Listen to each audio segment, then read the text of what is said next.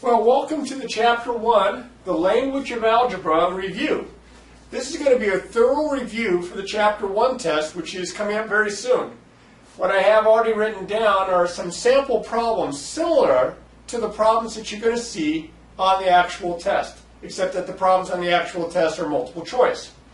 And as you can see, I have problems from section 1.1 where we were translating words into symbols. So it's key that you remember your key phrases here, such as more than and sum and total for addition, less than, decrease by, minus for subtraction, times, twice for multiplication, quotient, split evenly for division. And we're going to start in with these four examples right here. Now the first two say write an equation for each sentence. So we have to look for keywords that have to do with equality, such as equals, is equal to, is, things like that. And these are very, very straightforward. You can see the equals right there. You can see the word plus right here for addition. And the number is m. So 6 plus a number m equals 11. This one you can just about write it out as you read it. 6 plus a number m equals 11. That's simple. Now, if you have these switched around and you write m plus 6 equals 11, it's the same thing because addition is commutative. Now, remember, you're going to be taking a multiple choice test, so you're going to want to check that. You may have this. One of the choices may be m plus 6 equals 11, and you have to recognize that they're the same thing. Down here, I'm looking for keywords. I see the word minus, I see the word product, and I see the word equals. So this is going to have subtraction in it, and it's going to have multiplication. Product means multiplication, and of course equality. Now this is another one because the wording, we can just about write this as we read this. It says 20 minus the product of 10 and w. The product of 10 and w means I'm multiplying 10 and w. So I want to write 10w. I don't need to put the times sign in between. It's implied multiplication. And then equals 8. So those first two are pretty straightforward. After that, we're going to write some algebraic expressions for verbal expressions, but in this case, they're not going to be equations, they're not going to be sentences. So 4 less than 9 times y. Very similar kinds of problems, except that we're not going to have equations. Oh, be very careful here. Less than causes all sorts of problems. These examples that I did up here, I wrote them as I read them. But not so here. I'm not going to put the 4 first because less than, although it implies subtraction, it kind of switches the order around.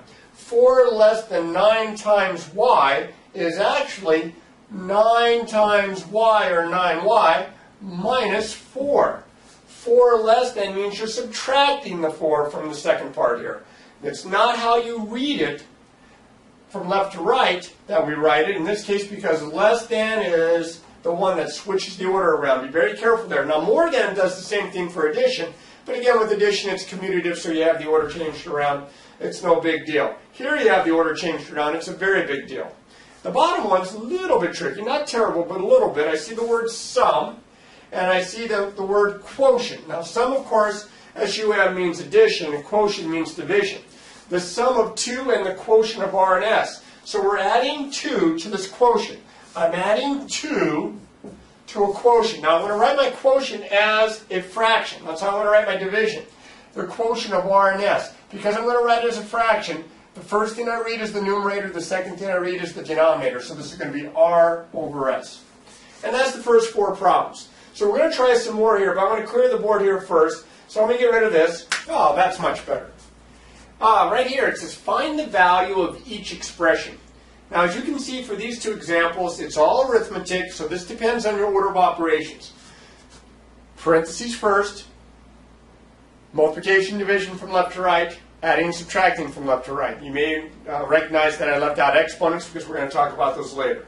Now, in the part A here, I don't have any parentheses. So I look to see if I have any multiplication or division, and I have it right there. I have division.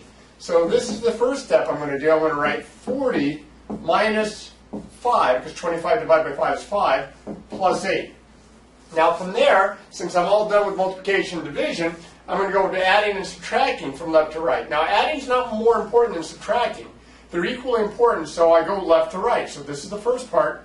This is going to be 40 minus 5 is 35, and then I'm going to add to that 8, and then I finish this off with 43. Use your order of operations to simplify and do this computation. Over here, I have parentheses. This goes first. It's addition, and division typically goes before addition, but because of the parentheses, this goes first. So I'm going to do the stuff inside here, and I'm going to end up with 20 plus 7 is 27, divided by 9 plus 18. Now, I'm going to do the division. Parentheses are gone. This is going to be 27 divided by 9 is 3, and then plus 18, and then I finish it off. My answer is 21. Very similar is this problem down here. It says evaluate the algebraic expression a plus 16 over 2c minus 4 if a is 8 and c is 5. So they didn't give you the arithmetic problem. You have to plug in and rewrite it as an arithmetic problem. So I'm going to substitute 8 in for a, and I'm going to plug 5 in for c. Now remember, 2c means 2 times c, not 2c like it's a single number. Like if I put a 5 in, I get 25. This is 2c means 2 times c. So I'm going to have 8 plus 16 all over 2 times 5 minus 4. Now the fraction bar separates the two halves. They're like two separate little problems. I'll go ahead and do the numerator first. That's 24. In the denominator, I have two steps. I have a multiplication and I have a subtraction. So I'll multiply first. This is 10 minus 4. So this is 24 all over, looks like 6. Now remember, this is division. Once I have the numerator and denominator simplified, I divide the numerator by the denominator, and it goes in 4 times. And that's my answer. There we go. So that's how I'm going to do these problems. Now, these are problems that you would have seen in section 2 of chapter 1. So we'll clear this out, and we'll get to some other types of problems, maybe some problems involving some of the properties. But I got to clear this off first. 1 second. Oh, here we go. Name the property. And we've had a lot of different properties in this chapter. We had the reflexive property of equality, the symmetric property of equality, the transitive property of equality, the substitution property of equality, not to mention both of the commutative, associative properties, and the distributive property. We're going to name which one is exemplified here for these 3. For the first one, it says, if 8 equals x, then x equals 8. Now, some of you might think that's a commutative property because the order has been changed. But the order hasn't been changed on what's being added or multiplied. It's been changed in the equality. So this is not the commutative property. This is the symmetric property. The symmetric property of equality, remember, it says that if A equals B, then B equals A. One side equals the other. Now down here, if you look at this next statement, this is not a property of equality like the reflexive, the symmetric, but what I have is the left side equaling the right side. Look what's changed. In the parentheses, m times 6, but over here is 6 times m. Everything else is the same. There's been a change in order of the multiplication there. CO for change order, CO for commutative. I'm going to abbreviate it. This is the commutative property of multiplication. The commutative property of multiplication. Now down here, the order has not changed. It's 3 terms here and here in parentheses, note as T75, T75.